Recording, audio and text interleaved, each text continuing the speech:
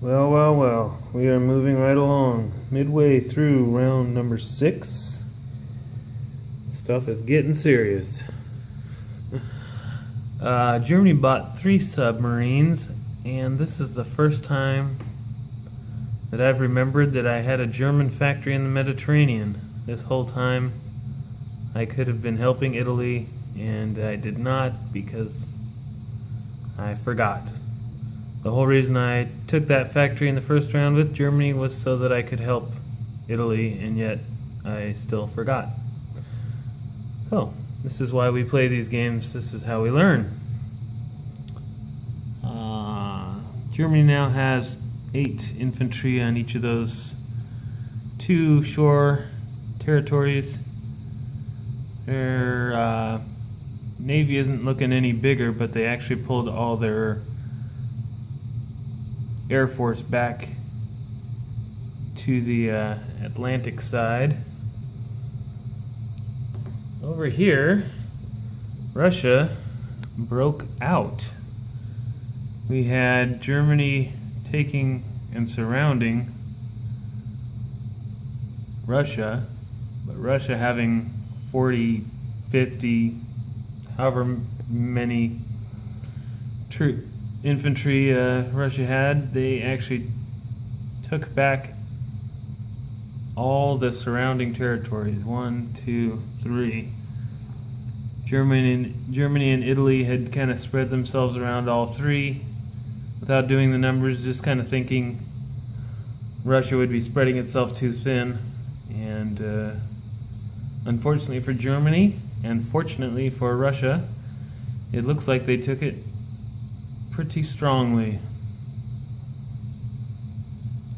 Germany still has some infantry, 7 up in Archangel, 6 in Belarus, and 8 in what is this? Rostov. Caucasus and Volgograd are both 5 IPC national objectives for Germany. So they're close to getting a lot more money, but Russia is pushing them back. So that should be interesting to see what Germany does to counter Russia's counter.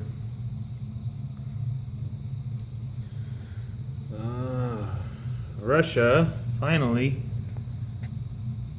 came out of Amur, attacked Korea, took it down to 1 guy, attacked Manchuria and took it with maybe 8 or 9 guys plus 2 anti-aircraft artillery.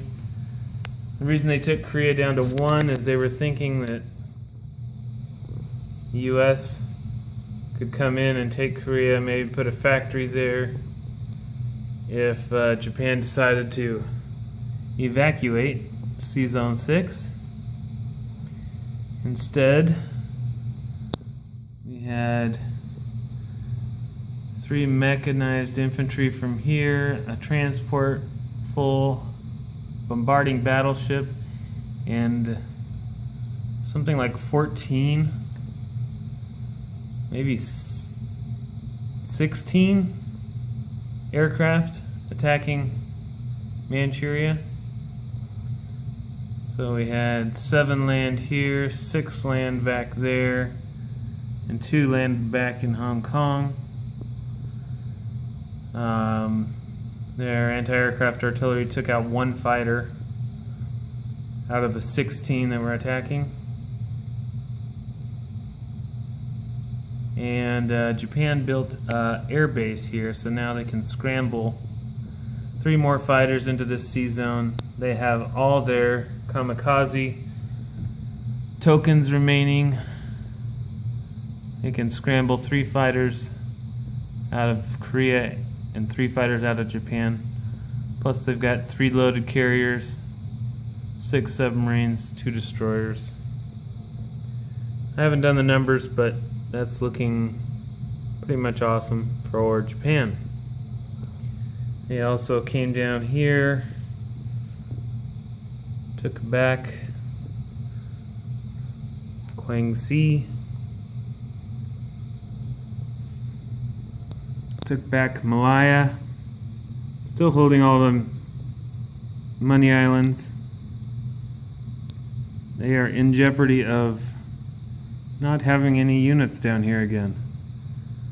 If Malaya is hit and Guangxi is hit, they will have not much presence in the South Pacific.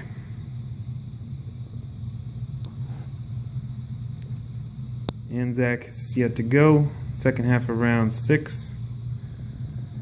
And the U.S. has yet to do the numbers on attacking with their giant navy +3 TAC bombers against this ungodly construction and massive aircraft. What will the second half of round 6 hold? We shall return. Well, we've made it to double die. Through round 6 is the beginning of round 7.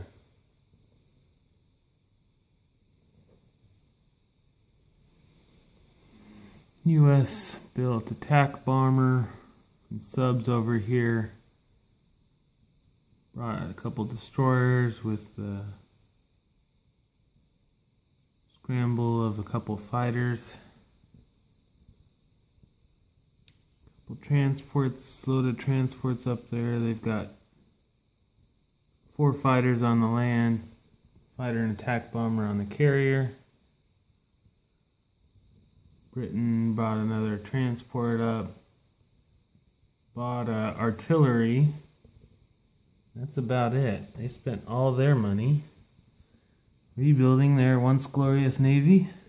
Looks glorious once again. Carrier, battleship, cruiser, 2 destroyers and a transport. Italy bought a fighter and a sub. A lot of sub presence and a couple airplanes. Those bombers actually can reach this territory or this territory. So Germany might have something to say. Those 3 subs.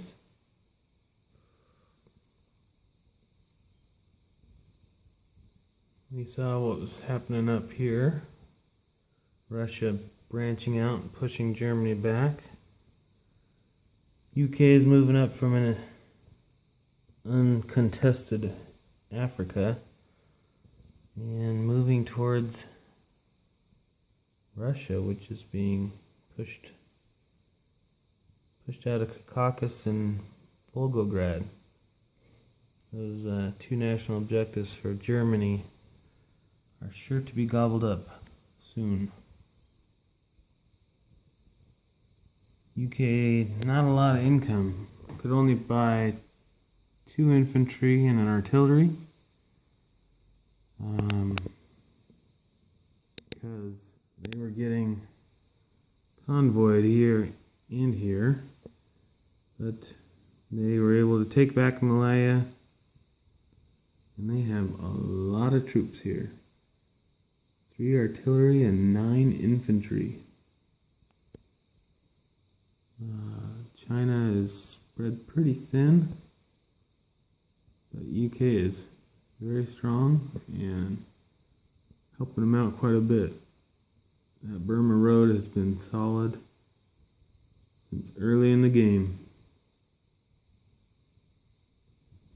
One of the reasons that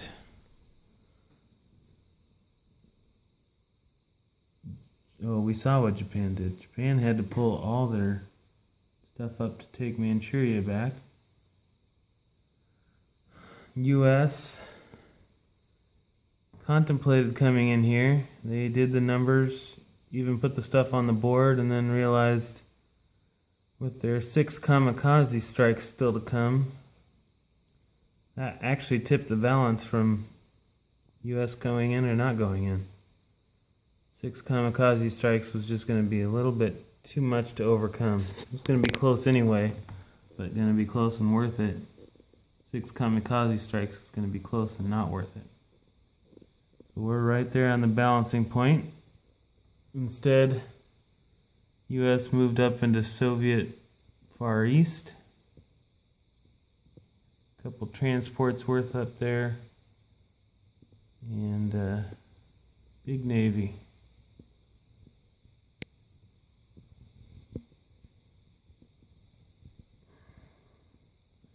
Anzac. They had a transport come up and take out Java. That transport's probably a goner. But what's not a goner is Java.